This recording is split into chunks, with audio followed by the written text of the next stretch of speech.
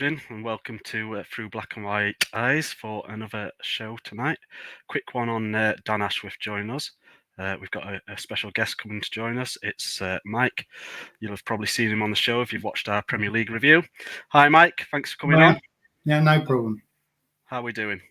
Yeah, all right, thanks. Doing quite a bit. Getting a bit football fatigue now, not having any, but... Yeah, it's a while off still as well, isn't it? Really.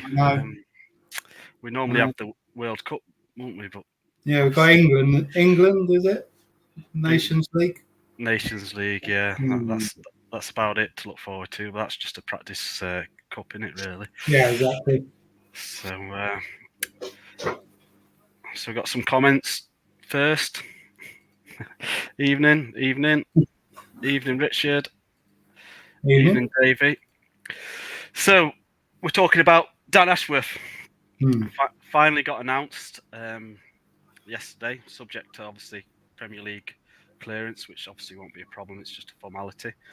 We said this a while ago that it was going to come. I think we knew pretty much when he left you guys, he was going to join us, didn't we? It was just a matter of Brighton holding out for some money, which they've got, haven't they? It's reportedly 3 million, I think they've said. So it's a record fee for a sporting director. Do you think it's 3 million well spent?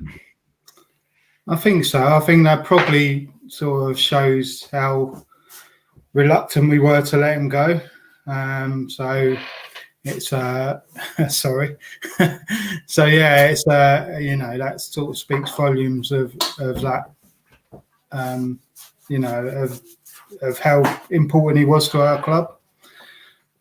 So yeah, I think probably 3 million is either that or you were probably not going to have him until the transfer window was like over. So I think that's probably suits everyone all round, to be honest, because he wasn't going to be with us. So and you get him to sort transfers out. So no, definitely.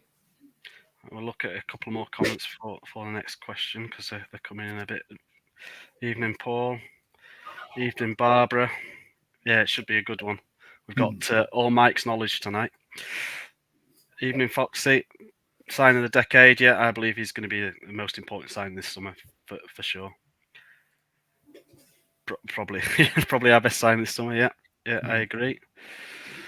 Evening, Morgan. And greetings from Norway. Evening to Norway. Right. Yeah, evening. It'll be about 9:15 now. Is it 9:20 over there? So let's go back to the beginning. When Ashworth came to you, you just got rid of Houghton. You were on a bit of a downward spiral. You were looking like you're possibly going to get relegated. And Dan Ashworth came in, brought in Potter. I think he was influential in bringing him in. He chose him.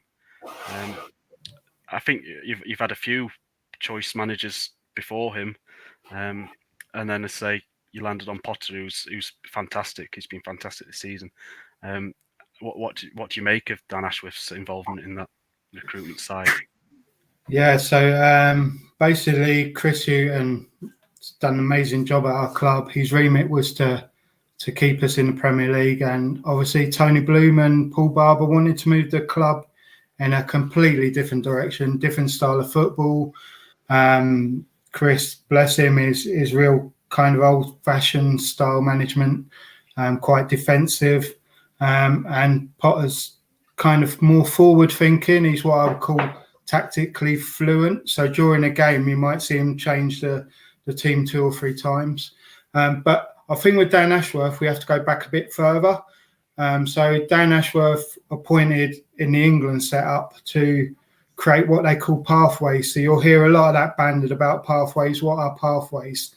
So with England, it's a way of bringing players through all the ages from say 15, 18, 21 into like eventually the national team. Something that's worked for countries like Spain and Germany. So you'll see Gareth Southgate get a lot of criticism for not picking certain players, but it's maybe that there's players that have gone through that pathway into like the first team. But anyway, I don't want to get too hot up on England. But this is what Tony Bloom and Paul Barber saw in Dan Ashworth, was to create pathways. So under Chris Hughton, we probably had Solly Marsh come through. Other than that, not really anyone. Dunk was already a regular. You know, we recruited a lot of out of club players to come in. So Dan Ashworth was brought in to create these pathways in our club. Now, the thing is with pathways is in the club itself, you can have coaches at the very bottom in sort of under 10s, under 12s, under 11s, and they play completely different football to what you're playing at the top. So what Dan Ashworth did and implemented into Brighton was the fact that all the way through those academy levels would be playing a similar football to the first team. So basically players could move up almost seemingly into the first team, but not just that. So the recruitment that we got with Dan Ashworth was much more quality and depth. So before we went through players like Lacardia, Jahan Bash, you might remember them, who were a bit hit and miss.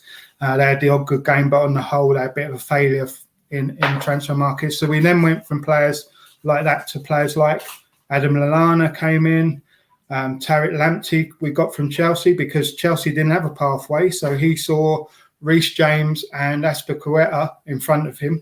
So he decided to jump ship and come to Brighton.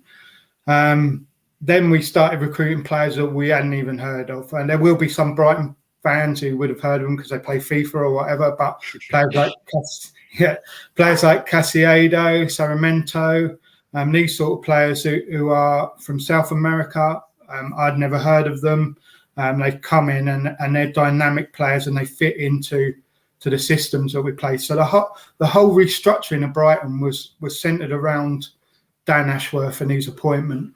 Andy Naylor, who writes for The Athletic, he basically labelled Ashworth as one of the 4 most important people at our club. So the first being Tony Bloom, the owner, second being Paul Barber, who's the CEO, the next being Graham Potter, and then like Dan Ashworth. So Dan Ashworth actually said with Brighton his job was to knit everything together. So he was involved in our academies, he was involved in pathways, he was involved in recruitment, he was also involved in making it a sustainable club. So making realistic signings that could fit into our budget, and players that had the personality that would fit into our club, because that's a big thing. And that's where I think is Newcastle's owners are heading. I think, yes, you're obviously dealing with bigger budgets than we were, but I think where you'll see Dan Ashworth's work coming in is not just in those signings you're making, because you'll be linked with everybody, and the realism is not all of them are going to come to you. But your academy and your young players will suddenly get a depth that you've never seen before. You know, they will start, you're getting players that you haven't heard of. You will get some players that go out on loan and play abroad. You'll get some players that maybe go championship and all this, but what you'll see is more quality there. And that's what I believe will happen at Newcastle. That's the foundations that Dan Ashworth has left at our club. So even though he's gone and he's a big miss, and I know you'll see a lot of Brighton fans sort of rubbish in it and that, but he is like a big miss. He's a big loss to our club, but he has laid foundations that are there forever. You know, I believe that the coaching all the way through, the pathways, the recruitment, the scouting networks, these are all something that he's brought into our club, which he brought from his knowledge through the FA, through his football experience, and that's what he's going to bring to your club. It's such an exciting appointment for you guys. If he's given the time to do it, which I believe he will, because your owners seem like that, you're going to see some amazing changes. And it won't happen overnight. It's a long-term thing. It's something that's gradual, but it's solid and it's substantial, and it's something you can build from. And that's what I think he'll bring to Newcastle. Yeah, just before we get on to Fox's comment, I think what backs up what you're saying is the fact that he's been given the titled sporting director. It's not director of football. Yeah. So, which means he's going to be involved in, I think, pretty much from the top down. I actually don't think he would have taken the job at Newcastle had he not got those assurances. Yeah. So I think his role is going to be pretty much what it was at Brighton, and which it was at the FA. So that's kind of what he's going to come to your club and do. Yeah. So Fox's comments about the signings, we're gonna get onto that next on the players he's brought through, and the players that are going to be the future that he's already brought through. When can he start? So it's FA approval. So it might be tomorrow. It might be the day after. It won't take long. It's literally just formalities. It's just like a transfer from any club to another club. Just have to pass the paperwork through.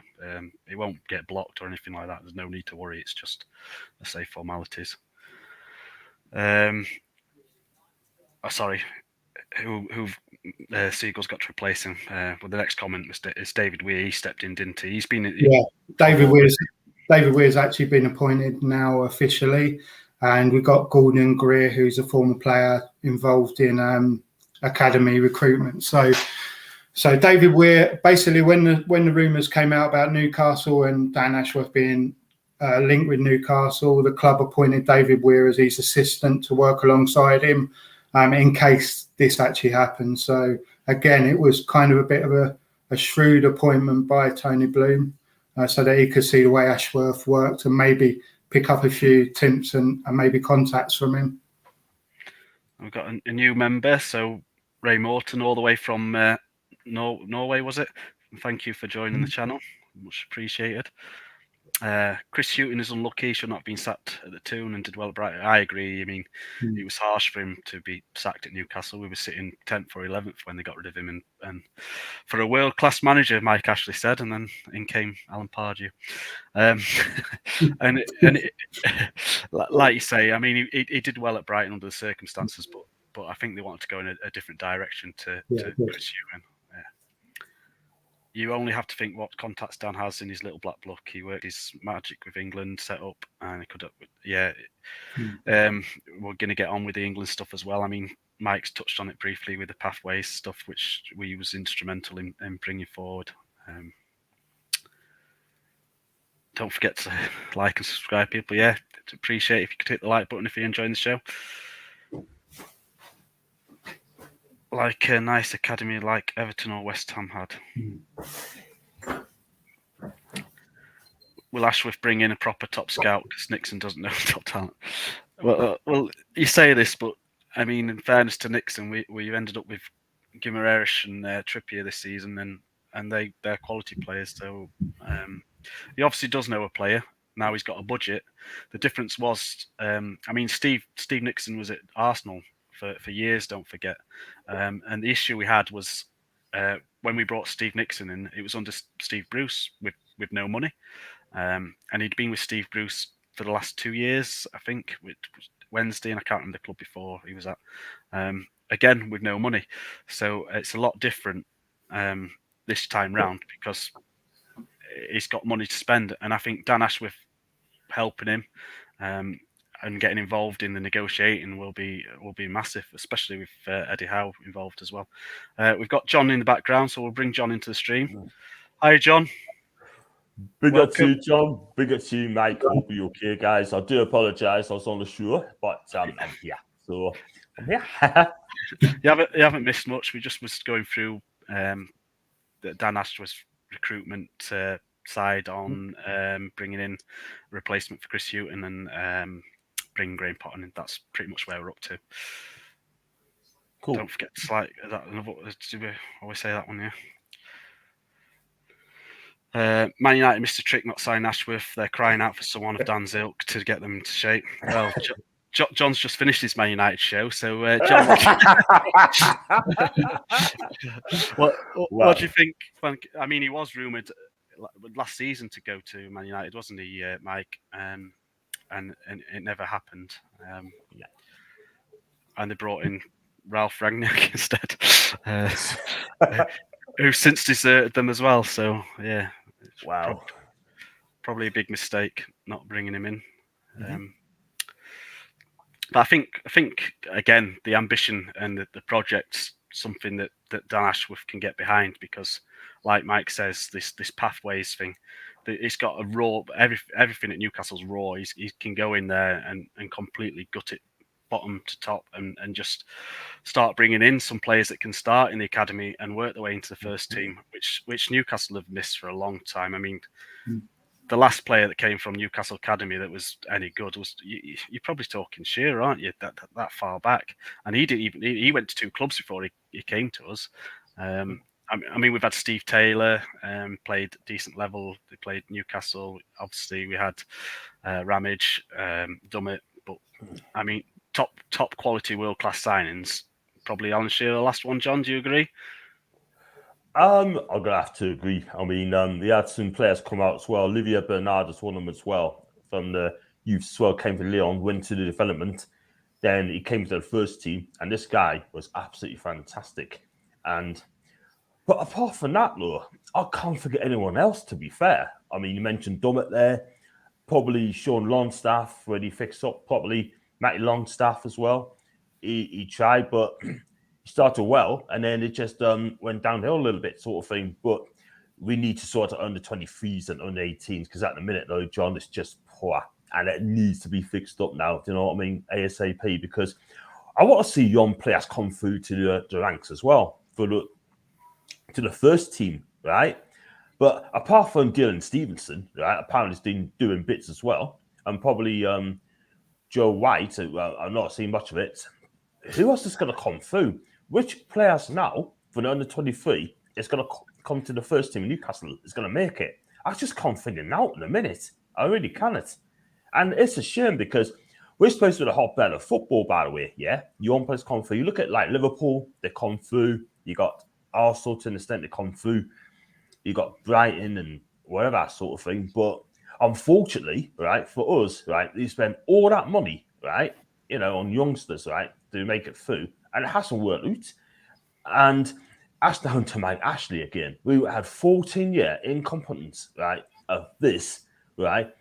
He said that we got the best young players coming through the ranks, right, under 23, and it hasn't happened. So we need it soon, man. We need it soon, because we need to be in the top flight of the under 23s very, very real quick, because at the minute, if someone could leave in the comments and tell us who's going to make it into the first team, I'd like to know. I just can't figure it out, mate, to be fair. I can't.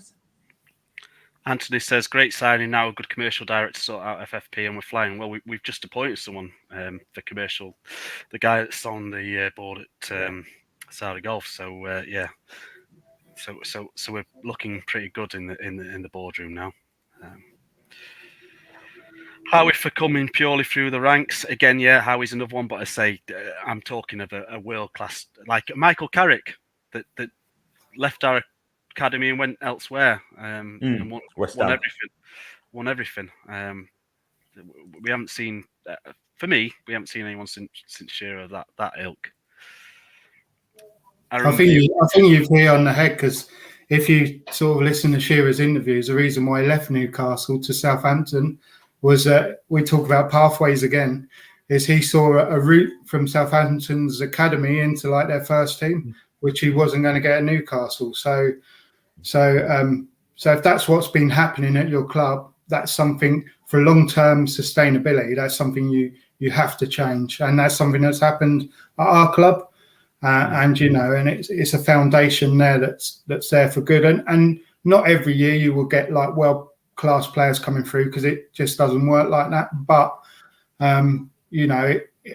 underneath that, there'll be layers of players coming through, and then they will come through, and you will start seeing more and more homegrown and some foreign young players that are brought in breaking into your first team, and you'll start seeing that bit by bit.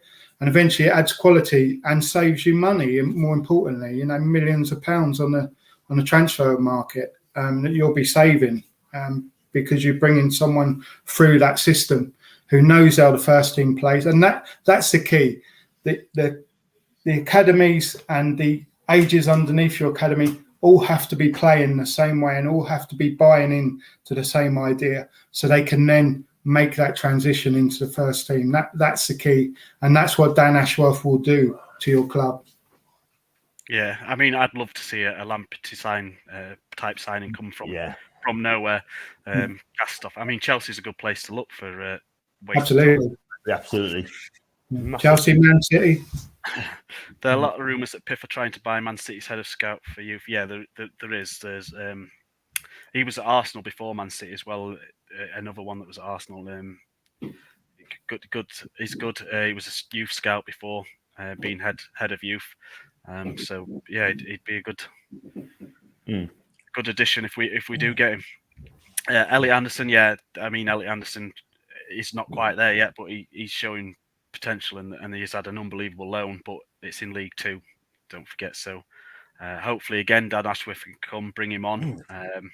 We can sort out a decent loan for him, rather than Scholl offering him to his mate, and hopefully a championship club, and really test him. Hey John, Elliot Anderson. big up, Elliot. By the way, if he's a world class talent, then yeah. I mean, I'll love to be proven wrong, but as I say, I was talking about world class talent. Yeah. Look, I mean, I'll be happy keeping Elliot Anderson in for the first team for the pre-season. See how he does then, right? And if he can make it, then cool. But if he's not quite ready yet to where we want to be, to send out to a championship club, and then maybe he's done it. Bristol Rovers, got them up, right? And see what he does in the championship at higher level, sort of thing. I mean, I think probably like a Norwich City would be perfect for him. By the way, probably Norwich. I think he wants middle term team, championship team for me personally. Sorry. No, I was just going to say John's hit the nail on the head with players like that, because we've done it with Ben White. Exactly that. He played for Newport, he played for Peterborough, and then he went to Leeds. And, and slightly different circumstance in Newcastle. We ended up getting a massive fee for Ben White, which we wouldn't have got through had he not gone through that path. Played one season for us, but that just shows the way that can work. A good loan for him in the championship, and then he could be ready for your team, or you could be getting a big fee for him, with another club. So, no, Ashworth will have to go around the UK to set up our youth system. I agree. I think, like we say, Man City, Chelsea. There's a few big clubs that again aren't providing pathways, or there's too much competition in front of them that we could have a shout of bringing players in. And Ashworth will know this. He's got the contacts with the FA and with England set up still. He'll know where the youths are, and yeah, I'm sure we're going to see some of them coming through. Another one for Elliot Anderson Club. Sorry, Elliot Anderson. I'm getting lost with comments. There's that many coming in, guys. I'll get there eventually. I know Dan hasn't joined yet, but do you think Dan had something with releasing all this academy? I do. I believe he had something to do with the signing of the Irish player, and I believe he had something to do with all the players being released yesterday as well. Just because he can't function as a Newcastle, it doesn't mean he hasn't been working in the background. I mean, we've known for at least the last week he's been in Newcastle, so he's not going to stay in Newcastle for no reason. He'll have been looking at it and trying to get the job started before he officially starts. I think this kid. I think Alex Murphy, by the way, right? I spoke to a DM from last called Claire, right? And she's a Galway fan, and something to do with Galway. She said that they got high hopes for this kid as well. This guy is going to be absolutely brilliant. I mean, not really fit yet, but he has placed against Galway. It's been in the first team, and he's been excellent. And let's hope that if he does come in, he's going to be a star defender in the future years. Yeah. Yeah, I mean, I think I said this to Barry the other day. I think he's a typical signing by Dan Ashworth, and that was before Dan Ashworth came. So we knew it was coming soon. Just from that, because we wouldn't have done that before. I think we bought Remy Savage, which says it all. Hope Newcastle buy Man United's Deadwood to help us out, John.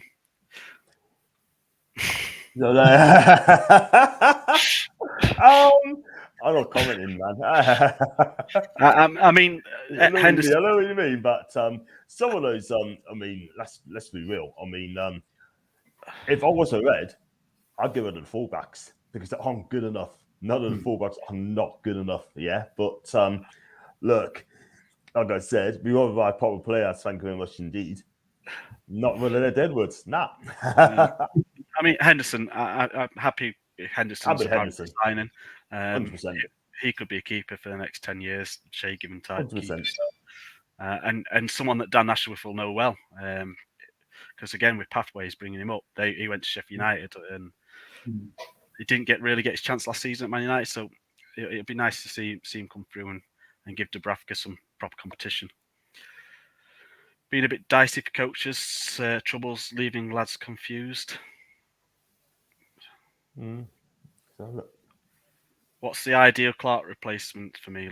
Watts. Again, he's another one that's been out on loan and not really done the job, done the business. I think he went to League 2 to League 1 and then back to League 2.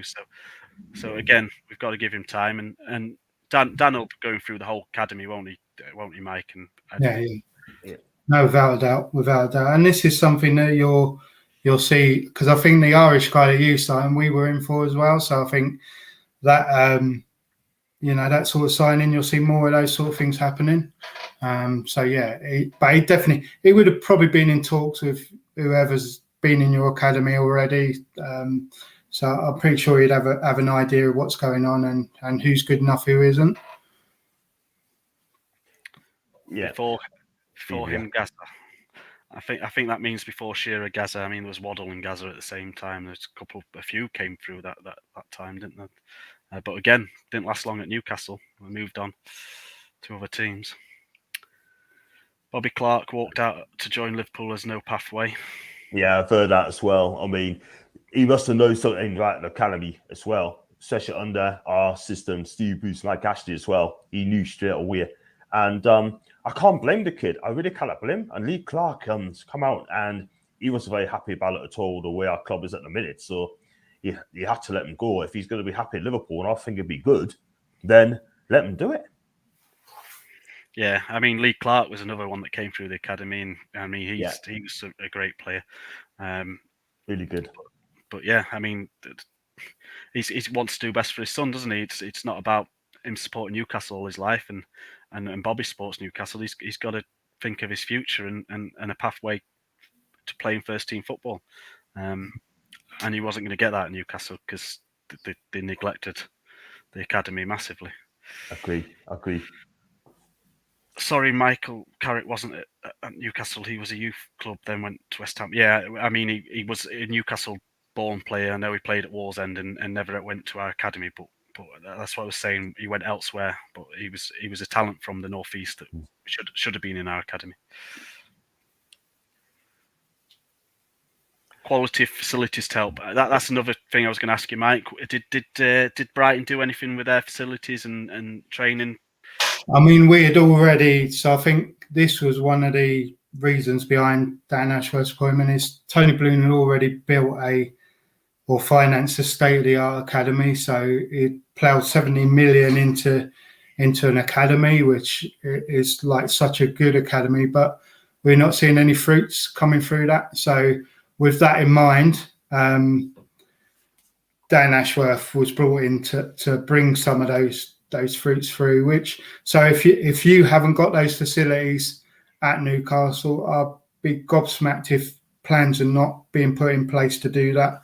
And again, it would have been something that attracted Dan Ashworth to your club. Would be those sort of facilities, because that attracts the players. That attracts not just players locally, but international players. If you're going to go to South America, they come in and see your club. They walk around the stadium. They'd be amazed by that, and then they go to your academy. And if it's poor, they might think, well, I can get something better elsewhere. So it will help, and I'll be pretty sure that something somewhere down the line will be coming in. Yeah, no, without a doubt. I mean, we've already talked about our training facilities and the academy and stuff needs all ripping out and starting again. And I believe they're going to do that. And like you say, Dan will have come to the club on the understanding that we're going to do that. Bobby Clark was the future, but Liverpool stole him like every other top kid. Then he's sorting for that.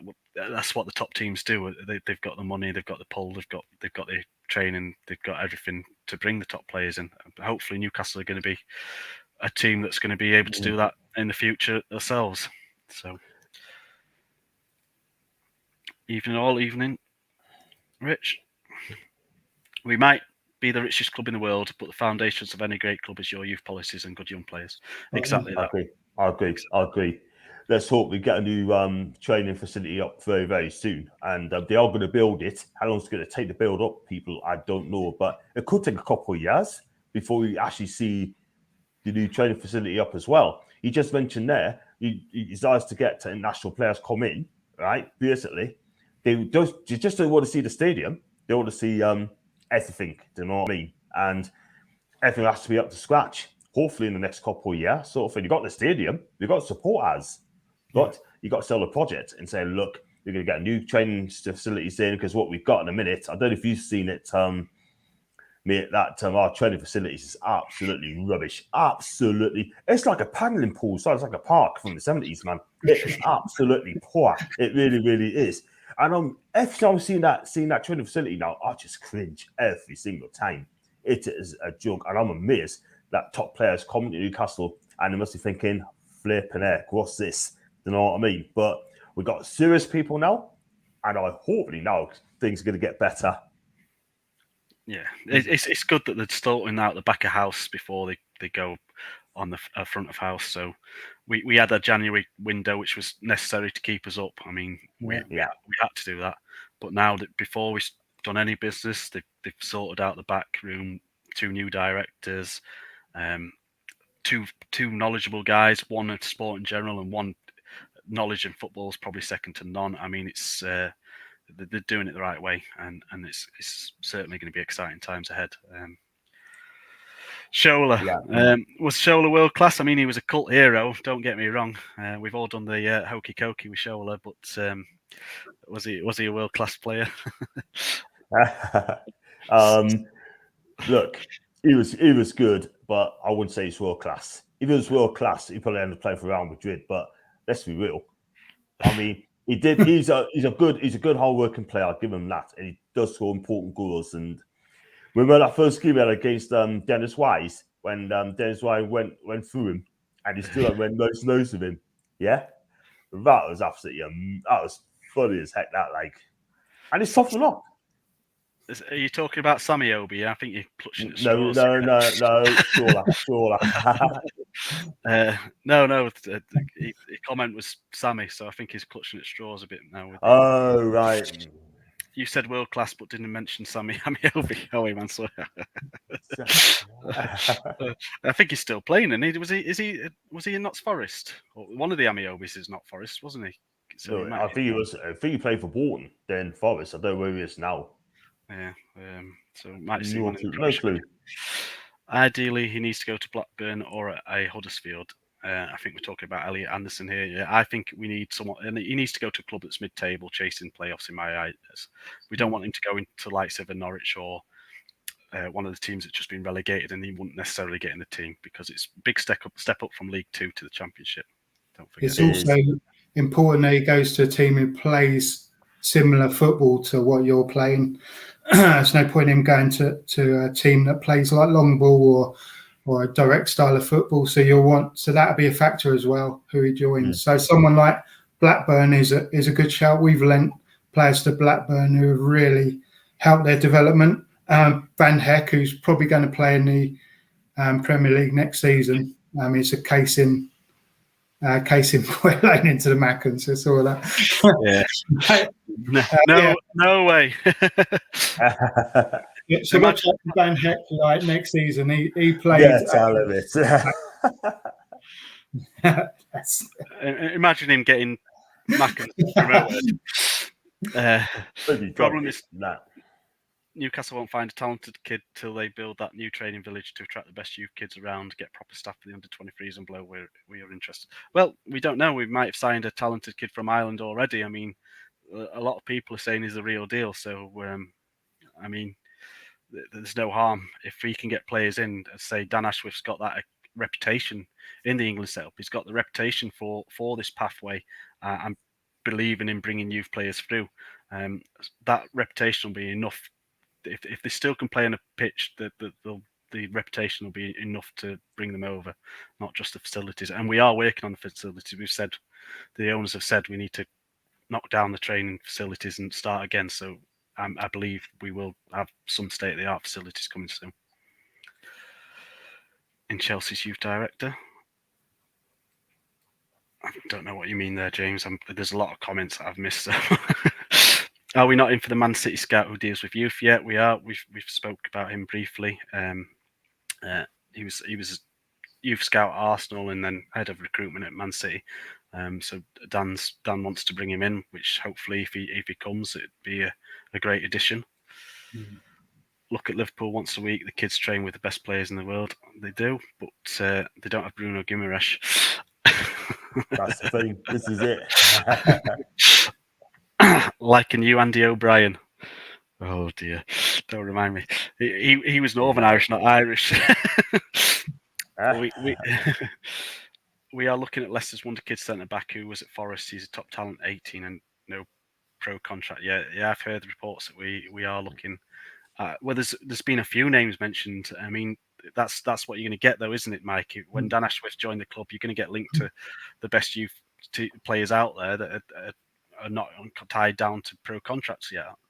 No, absolutely. I mean, it become a bit of a standing joke at our club when the club would say like transfer news, and it would be another like academy player coming in. So people would be like, "Oh, for Christ's sake, sign a first team player." But this is like the rewards we're reaping now is for those recruitments he made then, you know. So yeah, you're going to get a lot of that. You'll get a lot of announcements of players joining from Ireland, from maybe South America, maybe Belgium, Europe. You know, you'll get that, and it's no different to someone like Man City, what they've been doing. I mean, that would be an amazing appointment if you get him.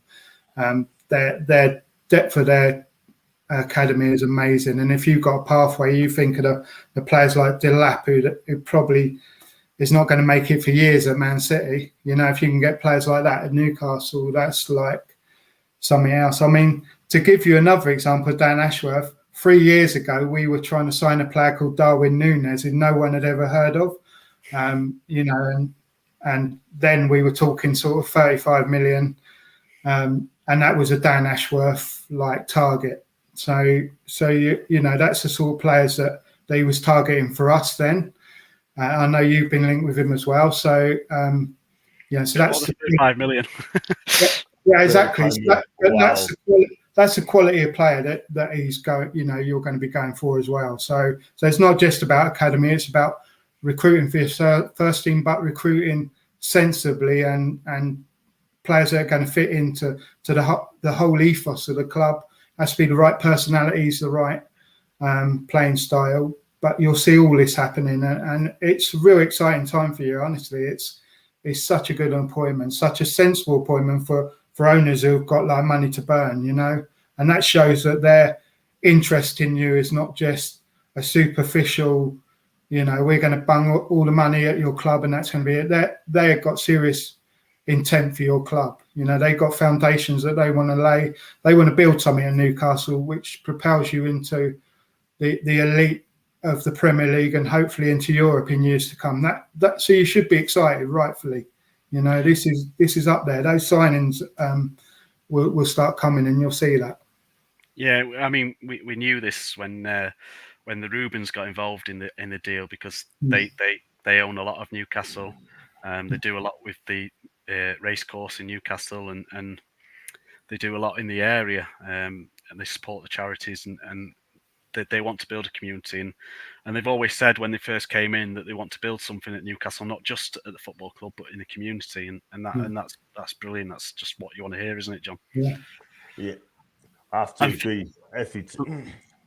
I have to agree all the time. Go on, carry on, go on. No, go on. I asked you the question. You carry on. I'm saying, Foxy, we don't want John Sinclair to be our Serie A scout. He'll be sending them all to AC Milan.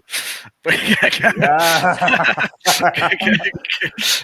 AC Milan's not my team, but they won a title as well, by the way. But it's been a cracking season for AC Milan. It's about time they won a title, but they haven't won since 2020 for quite a long time. So look, at the end of the day, right? There are some good talent in Italy. Nico Barella is a fantastic lad for Inter Milan, but we're not going to get him. So look, there's plenty out there, but don't watch a lot of reserves. And so yeah, but it's just the first team basically.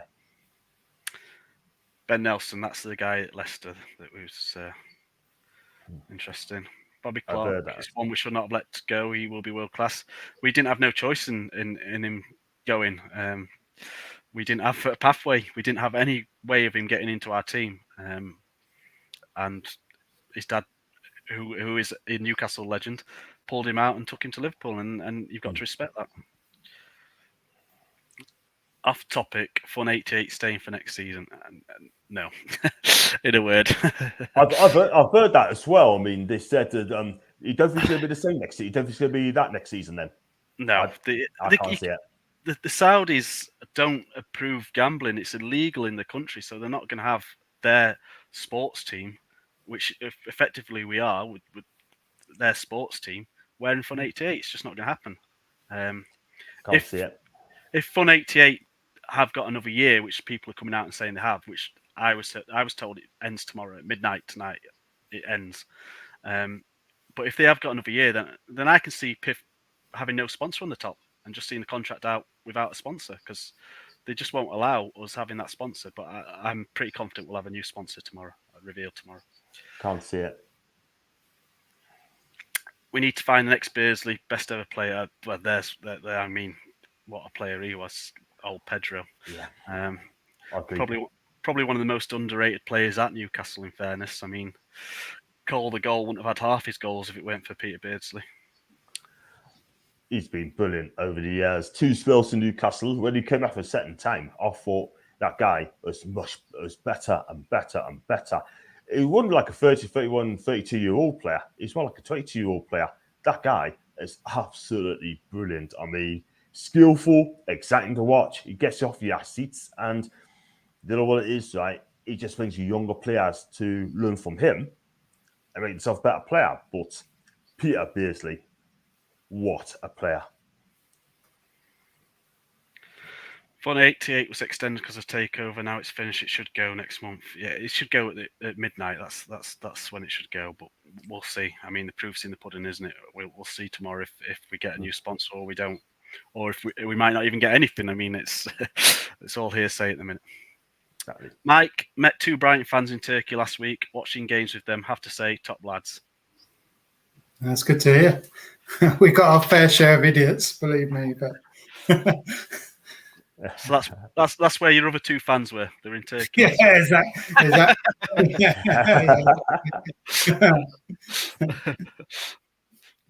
Dan Ashworth was behind England St George's Park, wasn't he? He'll have a massive input in making sure we have state-of-the-art training facilities. Yeah.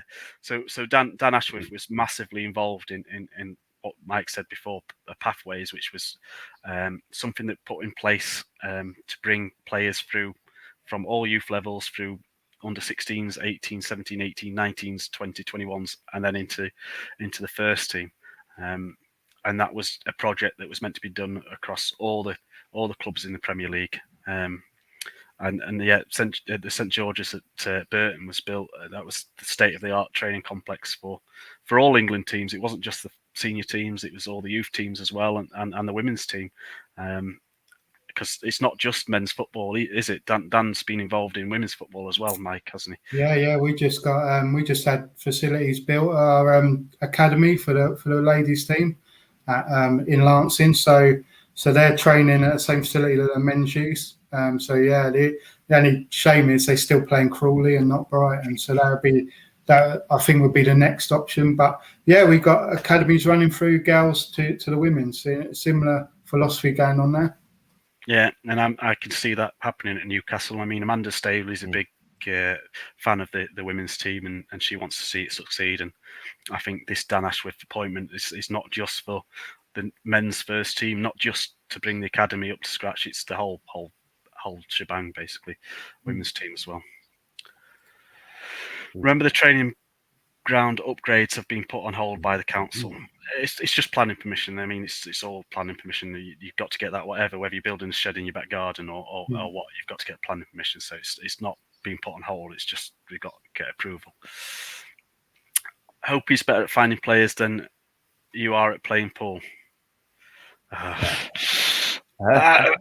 think I beat you. It was Spaz that beat us. Spaz was a pool shark. Didn't tell us to the end. Just show the young'uns, the Geordie women, that'll persuade them. Don't. Please don't.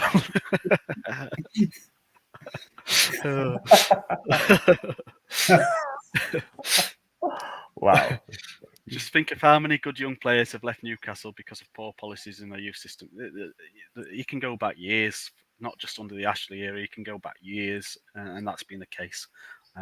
But this is the first time we can actually be positive. We've paid a record fee for any director to come to Newcastle. That shows the ambition that the owners have got of putting things right from the back of house all the way through to the what's on the pitch, and it all starts at the back. I mean, you can't have a world-class team if you don't have world-class facilities, and I think we're going in the right direction with that.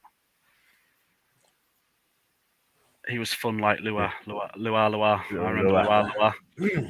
I liked Luar until he went to Portsmouth and scored that goal.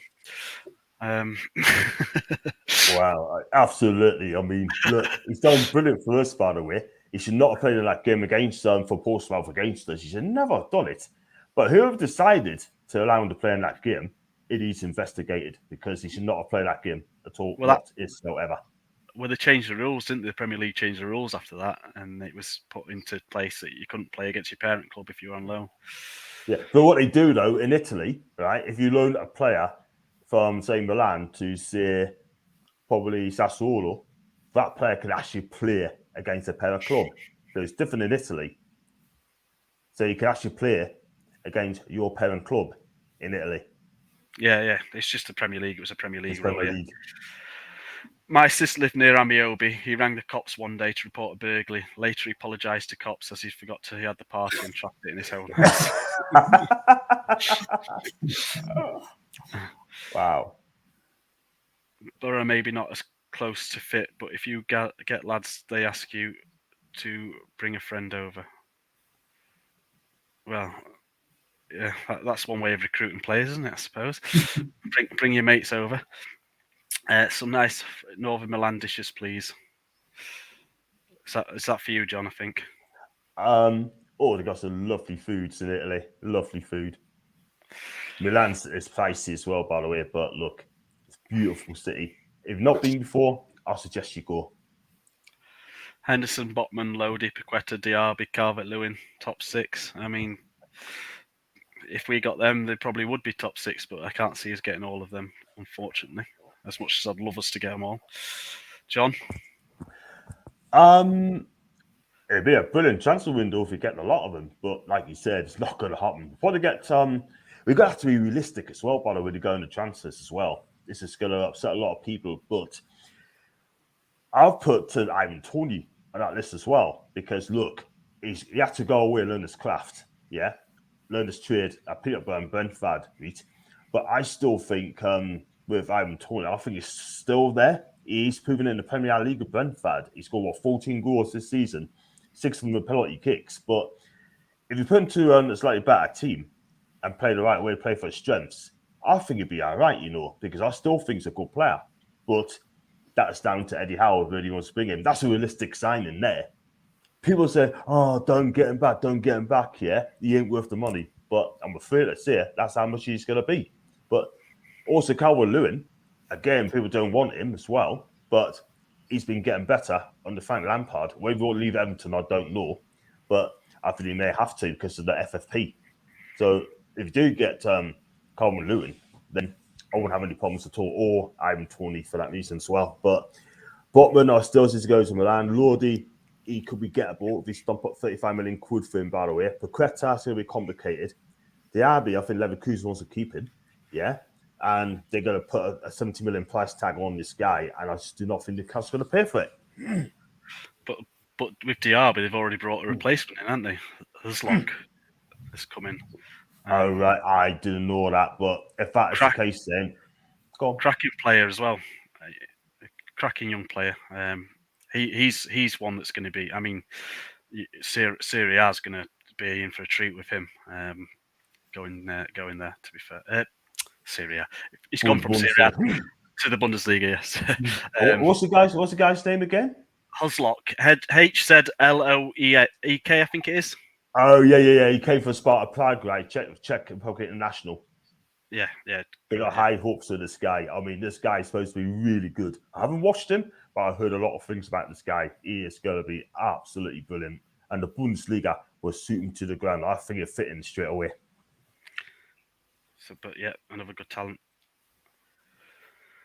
Yes, just don't lodge them at Washington Square before a visit and you're set to take them to the Angel of the North. It's looking a bit rusty nowadays. Football ready. Good evening, guys. Chat. Good evening, Steve. Thanks for joining. Perisic joined Tottenham. Yeah, cracking signing. Older player. It would cost me about 300 million for them top 6 players. It'd probably be close to 300 million. Yeah. He's only 33 years old. He is. Sadio Mane heading to Bayern. Yeah. Ivan Toney, great season at Brentford, but how many goals did he score? Not from penalties, corners, free kick, crosses. The answer is not a lot. Worth the price. Overpay for Premier League players. Yeah, I mean, the thing with Toney. Sorry, go on, just quick on that one, right? Craig Bellamy, right, when he played for Coventry, right, got relegated. Newcastle bought him for something like 6 million quid under Bobby Robson, and everyone's saying, Craig who? Is this guy gonna do better for us, sort of thing, like, because I thought they weren't gonna make it. But when his first season, right, he actually got a lot of bookings, but in his first season, I thought he was fantastic. A lot of people don't like him, but I think he's a damn good player. Quickly, that pace, he caused defense havoc as well, and he proved everyone was wrong because his work rate is absolutely fantastic. So back to Ivan Toney, you gotta be realistic. Like I said, if he does come, then cool, but it's not everyone's cup of tea. But we'll see what happens in the summer then. Yeah, that's it. I mean, we've got to wait. We've got to be patient. I mean, it's going to happen soon, isn't it? We're just waiting for the sponsors to be announced, I think, so we can parade the players in the new kits with the new sponsors, because it's the best way to do the marketing, and that's what it's going to be. So, Mike, back to Brighton and back to Ashworth, because we got off subject a little bit there. So the players he's brought for the first team and the players that have come through in your team from nowhere. I mean, he's signed some bargains as well along the way, hasn't he?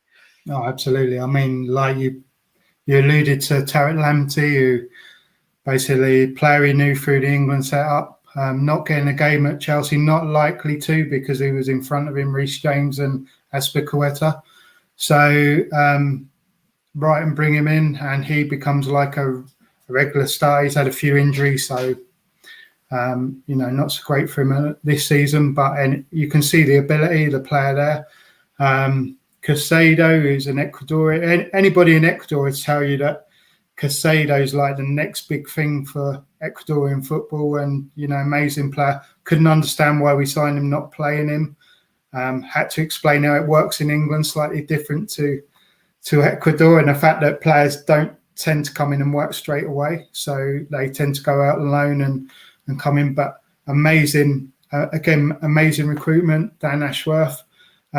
Neil Maupay was one of the first signings that came in. Hasn't worked so well, but it showed a shift in players that we were looking at, where we were signing players from the Dutch league, which were like the Lacardias, the David Proppers, and those sort of players. Jahan Bash. We started going for an English player who'd done it in the Championship, still chipped in with sort of 7 or 8 goals for us. We then got players coming through like Ben White, who came through the academy.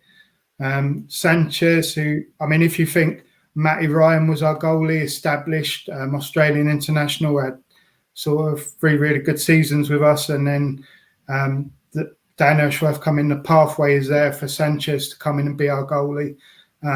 He still makes the odd errors, but he's young, he's learning, he's broke into the Spanish national team.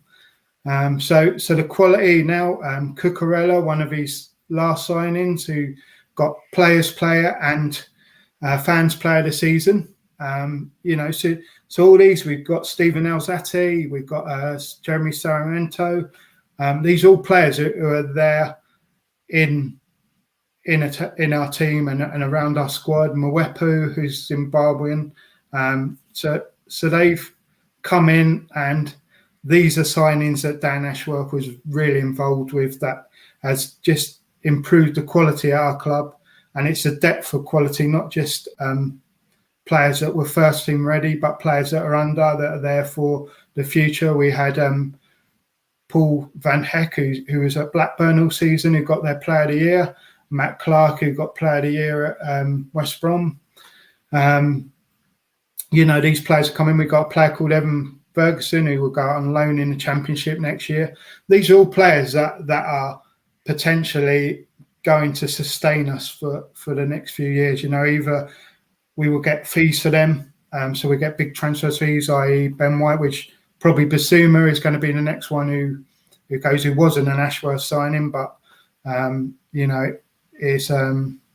going to get a fee for him. So they're either going to go that way, or they're going to be established first teamers, and that's kind of what he's brought to our club. It's I can remember just academy players under Chris Hughton were on the bench in FA Cup games. Potter's played a whole academy virtually in our League Cup games, So his view is I want these players to come through. I want these players to be ready to come in if I need them. We've had players that have just been on the bench. Martin O'Fire's, his son or nephew, but he's signed up for us. He's a centre half who's been around the squad all season. He hasn't played, but it's got him that experience, which is going to help him in his career. So those sort of things will happen, and that's what you'll see happen at Newcastle. So it's an amazing time, really, and where we finished was just. If you said to me when we finished sort of 15th under Chris Hughton, and we were lucky because Cardiff were worse than us and went down, that we were going to finish 9th in 3 or 4 years' time, I would have laughed at you.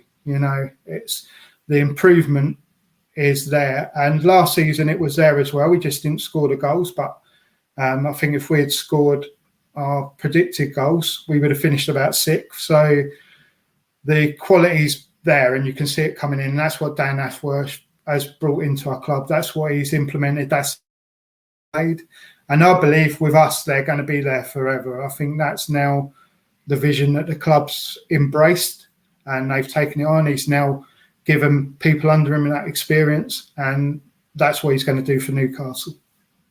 He's left you in a good place, certainly, hasn't he? You've got Absolutely. I've got that. I mean, there's some Brighton fans going a bit ballistic about him or a bit silly about him, but I've got no ill will towards the guy at all. He's seen a project that he can buy into at Newcastle, and he's gone for that. But it was a difficult decision for him. He said that, he was at Brighton. He liked Brighton. He liked living in Brighton. I know a few people who knew him around the city and said he loves living in Brighton. So it wasn't an easy decision for him to do that, So listen, you've got a great deal out of this. We got some money through it, which we wouldn't have got had he hung on. And he's going to do great things for your club, and he's done great things for our club. So so what is there to dislike, really? Exactly. Bellamy's pace got him clear of a lot of defenders, but scored a really low percentage of 1v1s. It's true, but he scored some important goals for us. True. The new sponsorship will obviously help bring a lot more money into the club. Yeah, that's the idea behind it, I think. Tony's 4 goals from open play. First crucial job for Dan Ashworth if he gets his feet under the desk tomorrow, then. Come on then, John. What's his first crucial job? First crucial job is to get players coming in. Really, so you got to give him time. He said his job for his first year. He's got to assess the whole thing. Why the club is like about training facilities as well. Look at the squad and look at the under 23s and etc. Do you know what I mean? But I think he needs to be the players in if he can to set the ball rolling. Yeah, get the chances coming in. That'd be the first step. What do you think? It's got a lot of work to do, hasn't he? He has got a lot of work to do. Bringing players in, there's a lot of work to be done at Newcastle United, unfortunately, because of 100%. how we've been left by previous owners. But I think Newcastle have probably been, well, they have been making moves in the transfer market behind closed doors, and I think Dan Ashworth will be brought into the process now to start the negotiating with players, which I think you'll see a lot more movement now and a lot of things going a lot faster. I absolutely agree. Absolutely agree. And the thing is as well, right, that now he's in, right? I mean, you just said there's going to be a lot of movement as well. That is, for me, that's the most important signing of the summer is to get Dan Ashworth through the door. The most important signing. And I know people are going to say, yeah, he's not a player, but he's important because you need a sporting director between the buffer, between the owners and Eddie Howe. And I hope Eddie Howe's got something to say about that as well, by the way. He needs to be involved in the transfer dealings as well. Oh, Eddie already has. Eddie's highlighted his targets. I mean, it's down to Dan Ashworth to bring them in. And I'm sure that Dan Ashworth will have spoke to Howe about the targets over the phone in the meantime, because there's nothing stopping someone picking up the phone and have a conversation, whether he was on garden leave or not. Trossard. I don't know. Is that one of Dan Ashworth's? That's one of Dan Ashworth's. Was Trossard again? Was labelled the new Hazard. So and he's been great for us this year. He's sometimes he's a bit inconsistent, but he's chipped in. He's joint leading goal scorer. So no, great player. He is. He's so talented, so skillful as well. By the way, he could play anywhere in the midfield, left, right, 10, up front. I tell you what, though, I mean, he is so highly rated. I quite like Trossard, by the way. Guy's class. Van Heck is quality. Yeah. Gardner is a year away from Premier League 2. Yeah, I mean, as Mike said, there's a lot of players coming through and a lot of exciting times for Brighton still ahead.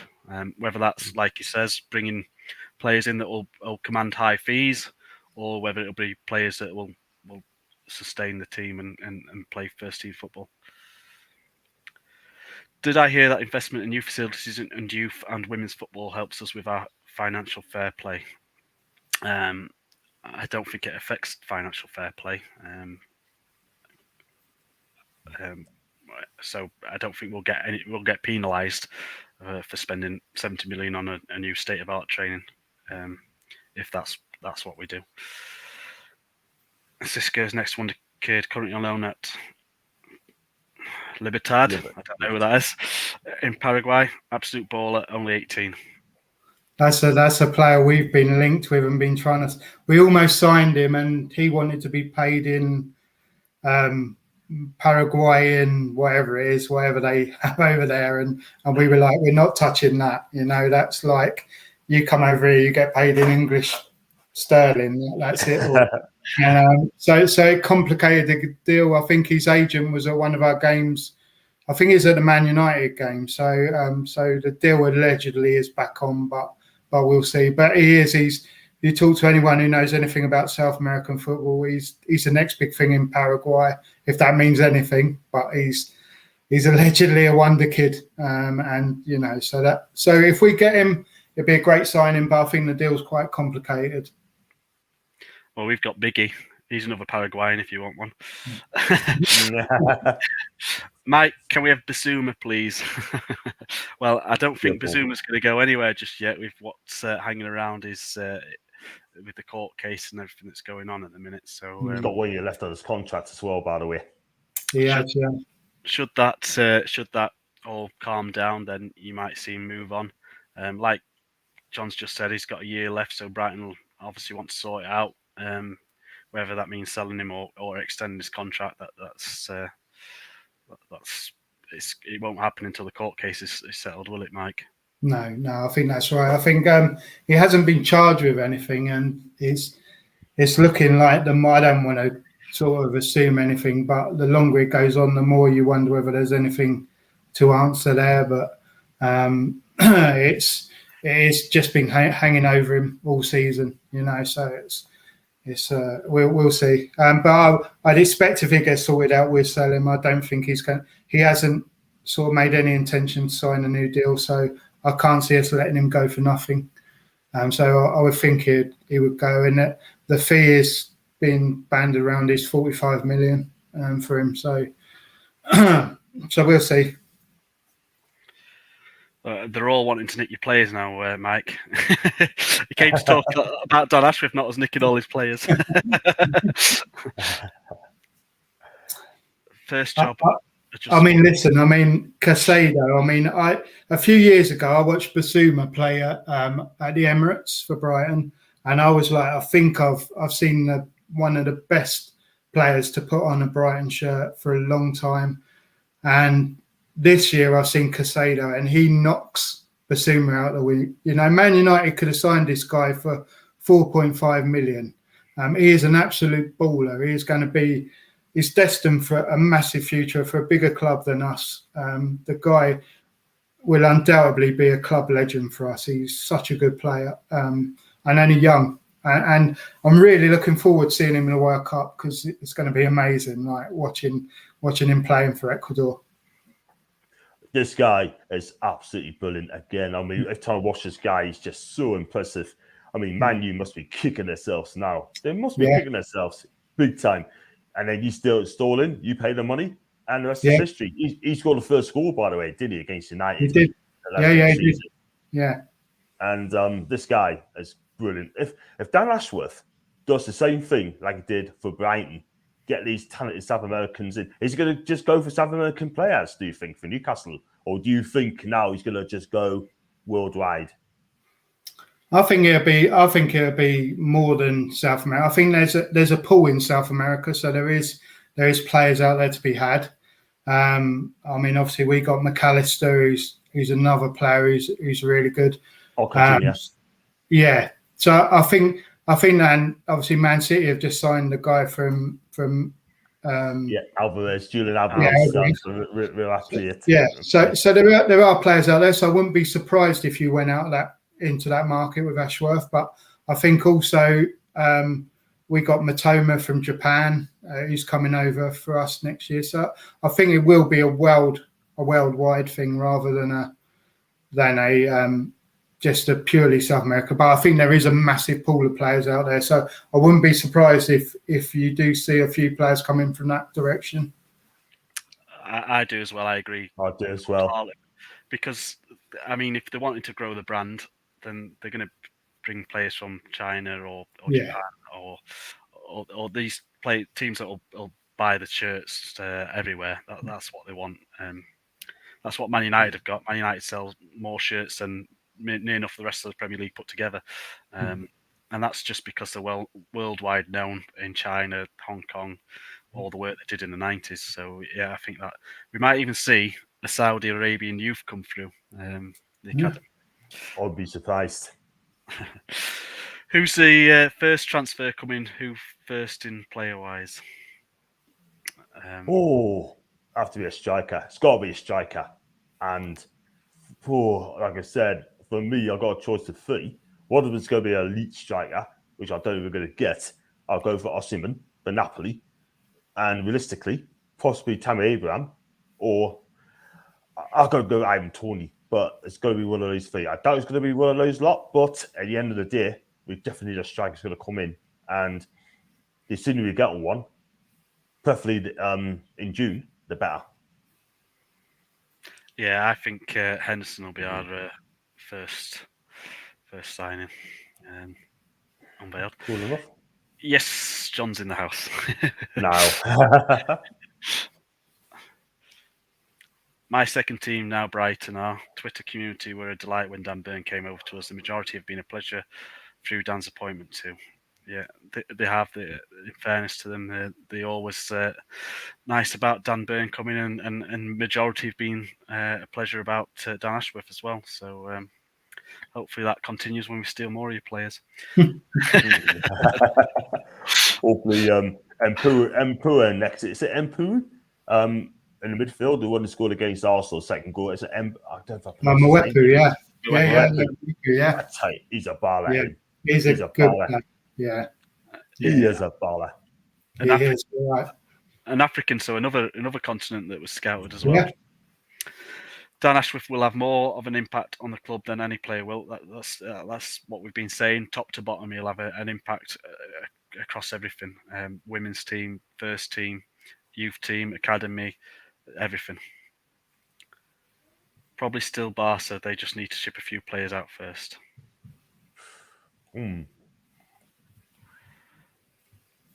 I think the links between us and anyone over the age of 27 will be non-existent going forward with Ashworth in place. That's true. Yeah. You did sign Alana though, didn't you? He was. We did sign Alana. I think that's with one eye on coaching. And I mean, to be fair to Lallana, he doesn't play many games for us because of obviously his injury record, but he is a player who you will see warming up down the touchline, talking to all the players, encouraging them. Graham Potter talks about his influence in the dressing room.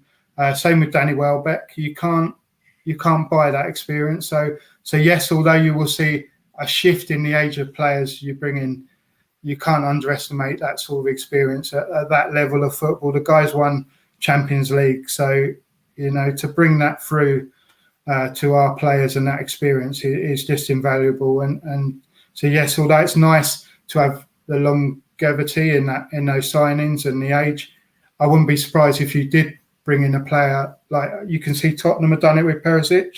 So it's that sort of experience can be like can make a difference as well. So yes, a shift in age, but they will look at those sort of players who have been involved in that, maybe in that sort of pathway system as well. Right, before I look at any more comments, because we're going to be here for 2 hours if I keep going through all these comments. Thanks, guys. Yeah, we love the interaction. I mean, there's a load more to go through, but not Eddie Howe. Graham Potter's relationship with Dan Ashworth was something special, wasn't it? And I think Eddie Howe is a very similar manager to Graham Potter. Tactical, attacking minded, and I can see that this relationship with Ashworth being something special. What would you say on Potter and Ashworth, Mike? No, absolutely. I mean, Dan Ashworth said, "My job isn't here to pick the team and to deal with tactics or anything like that." That's very much what Eddie Howe's job will be. So it's a relationship that will be close and it will flourish.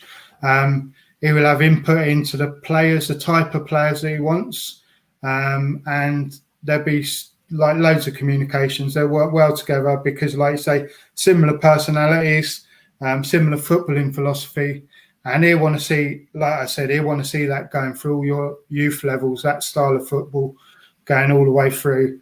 And that's you'll see. You might see some of your academy coaches leaving or new people coming in. You might see ex-players coming in and taking on coaching roles because they know the club, they know the philosophy. The relationship with those two is going to be a vital cog in the way Newcastle go forward. I think it'll work, and it's an exciting time for you guys. John, before I ask your opinion, I've just heard that there's news that we're going to hand Eddie Howe a new 3-year contract, so that's exciting and well deserved, in my opinion. What do you think on that, John? It's just come out, hasn't it? Yeah, I mean, it's well deserved, and it puts to absolutely these rumours of replacing him. Well, you know what it is. So I've seen on Twitter the day saying that the tweet of Velasco Carroll. She said that Eddie Howe's not good enough. And she reckons he's going to be replaced, and she's an Arsenal fan. So what does that tell you? Listen, I think that's great news. I think that's cracking news. Eddie Howe deserves a new 3-year contract if it's true. And he's been absolutely fantastic at what he's done. I mean, to get us out of the mess we're in, 14 games without a win, and no one don't survive in the Premier League with 14 games without a win, right? And what he's done, he's turned our club around, instilled the belief of the players, right? They looked up to him, much fitter, right? He's changed the culture. He's changed the culture, right? And let's be real, he's done brilliant. And the players are fitter. Joe Linton, what can I say about him? Yeah. Bruno came in. I gave him a 10 out of 10 on my season player ratings because he's changed everything in 3-4 months. But back on Eddie Howe, well deserved. And I hope he stays in Newcastle for a long, long time. It could be our Alex Ferguson. You just never know. And I want him to be our Alex Ferguson because I believe in this manager. He's done a fantastic job, right? Plays football the right way.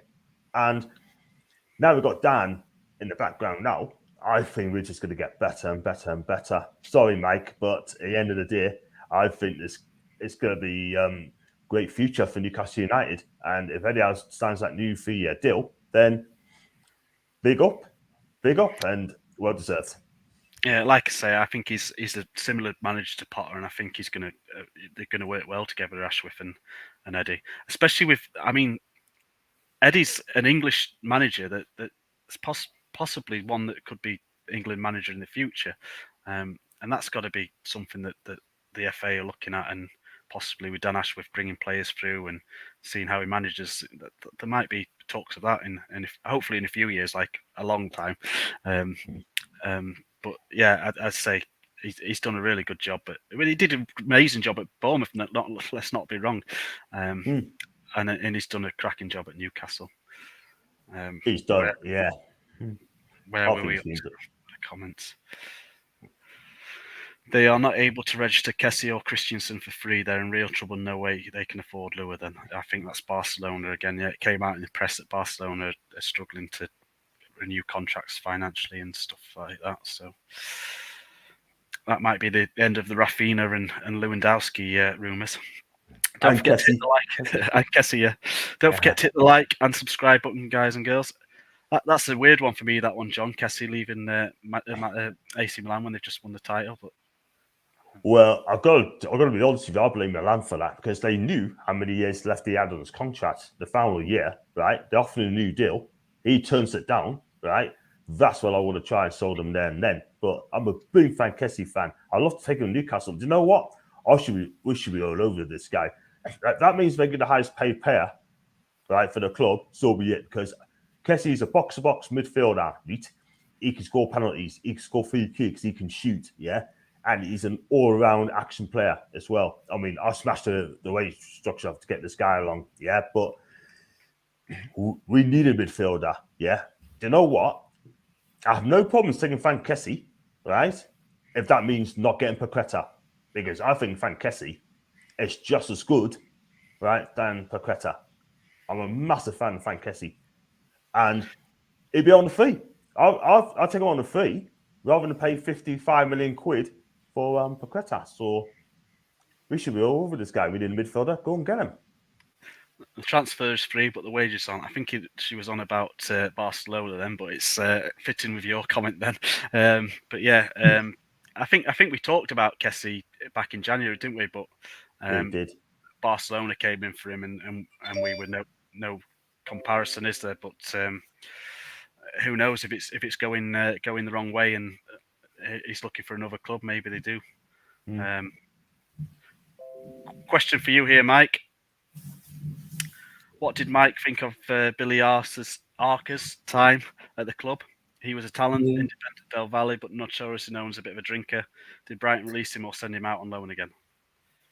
We released him. We terminated his contract, I think.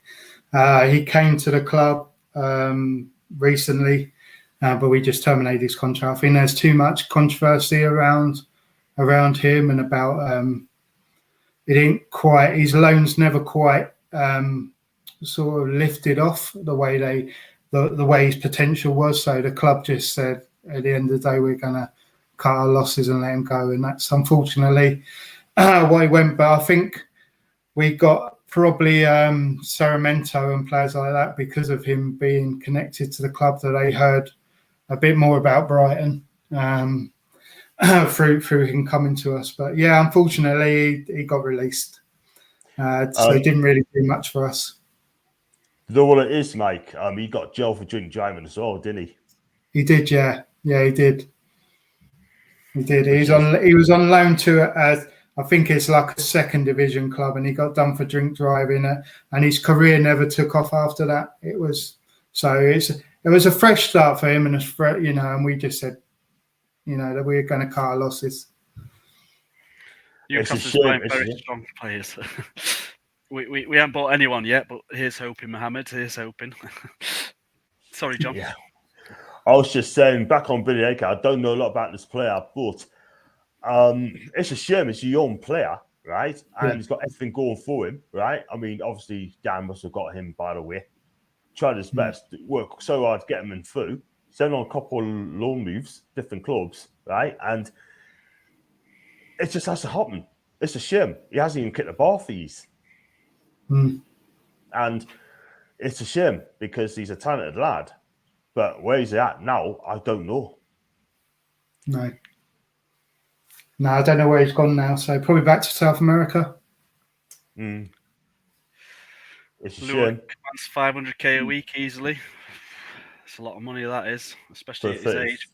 33-year-old, and that he's got 1 year left on his contract as well. So if Barca can't afford him, if Barca cannot sign him, then he has to stay at Bayern Munich.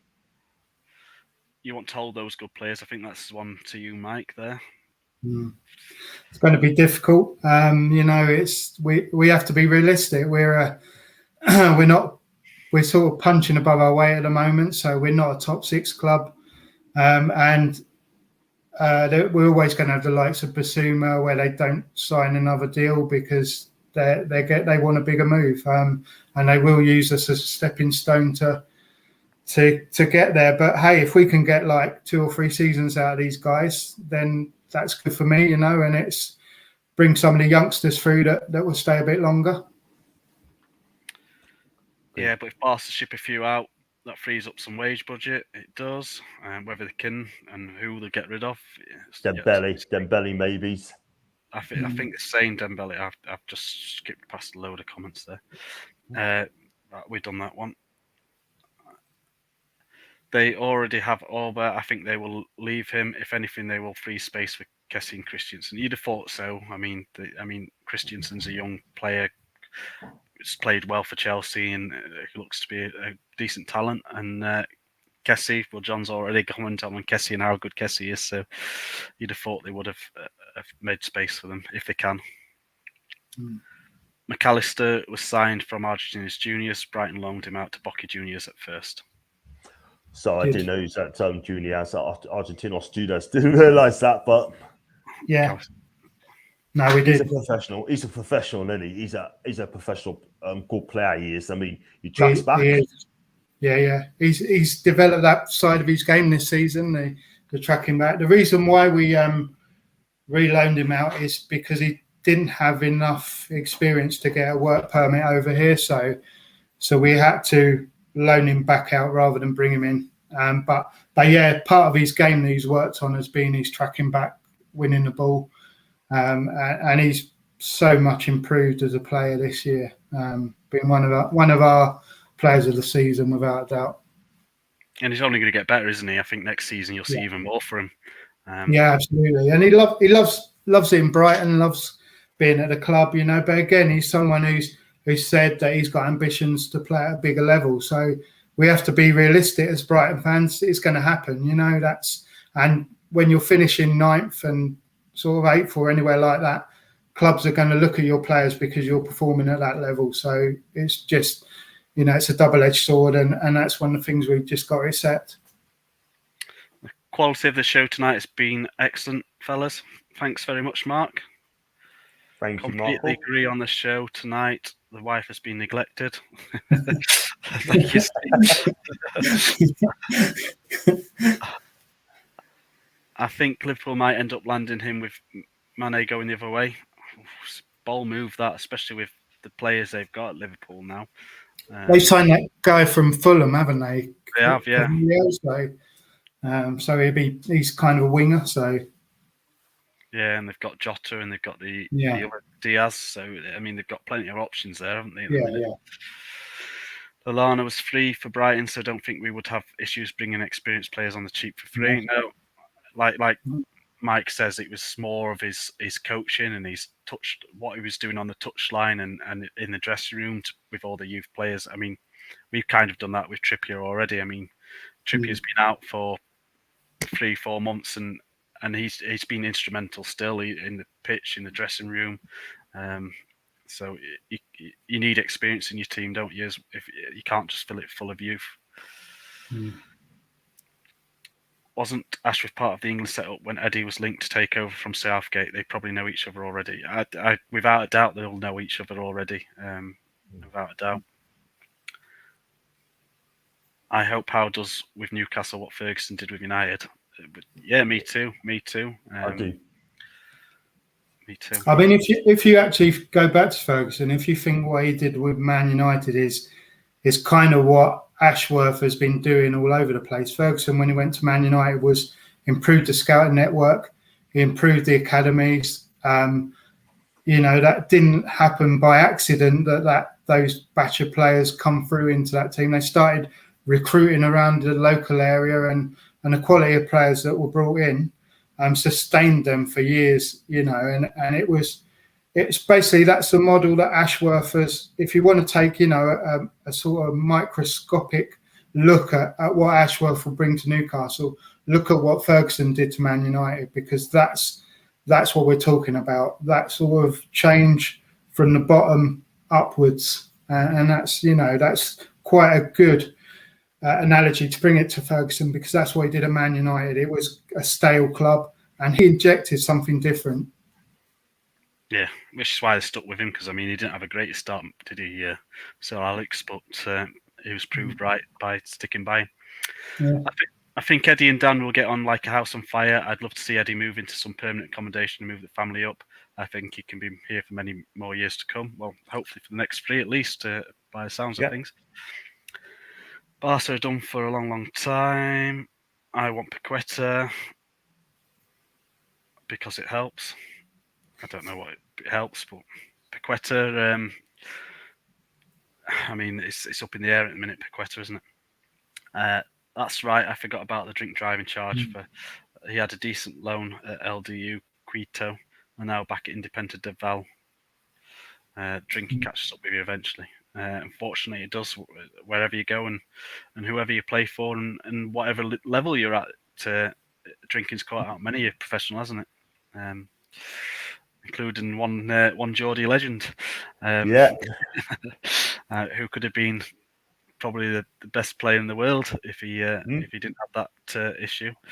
Totally agree. And Georgie Best as well over the years, man. Georgie Best. Yeah, true. Right.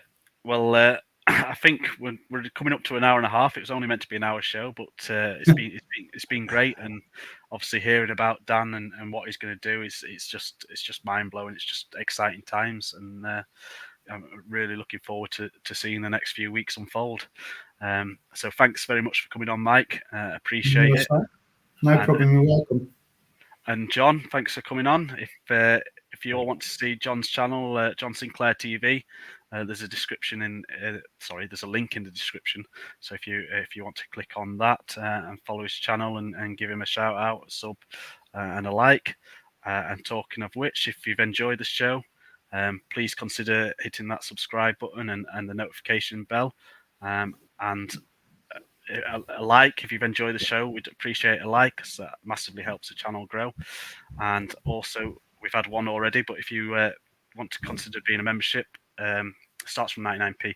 If you read the descriptions in the if you read in the description about the membership levels, it's all clear on there. So read it carefully before joining.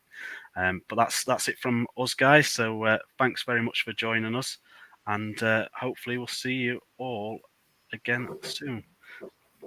Thanks very much. Cheers. Thanks, Thank you. Thanks, John. Thanks for having us on. Cheers. Thank you.